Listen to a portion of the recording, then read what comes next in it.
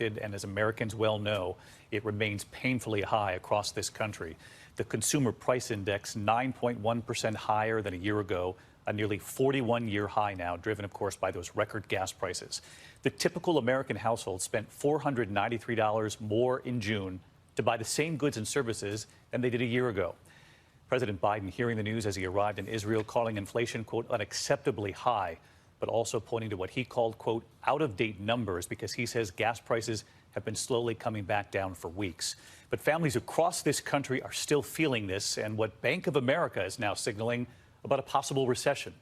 ABC's Victor Oquendo tonight on the need across this country.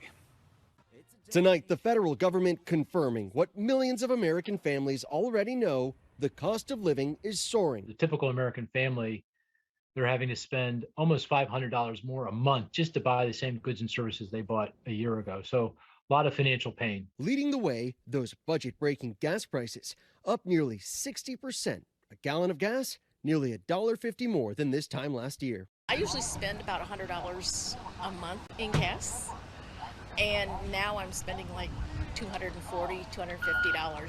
Food prices up nearly 10.5% compared to last year, hitting small businesses like Andy Rodriguez's The Salty Donut and Coffee Shops hard. From last week to this week, butter's up 15%. It's problematic. But it's hitting lower income budgets the hardest. This is a food distribution site in Miami Gardens, a vital lifeline for families, and the demand is skyrocketing. Take a look at the line. It stretches for about a mile. 73-year-old Nancy Sanderson lives on a fixed income and already relies on food banks like Feeding South Florida.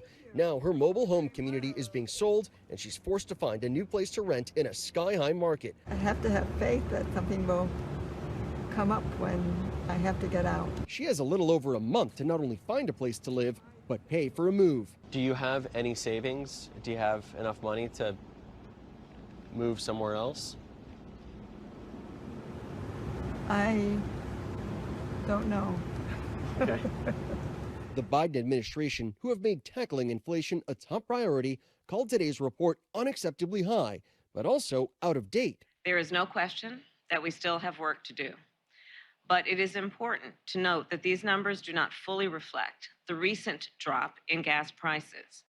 And in a new report, Bank of America points to a number of factors slowing economic momentum and say they now forecast a mild recession this year. But the chief economist at Moody's tells us we can avoid a recession, especially if these gas prices keep on dropping. David? Well, let's certainly hope so. Victor Oquendo tonight.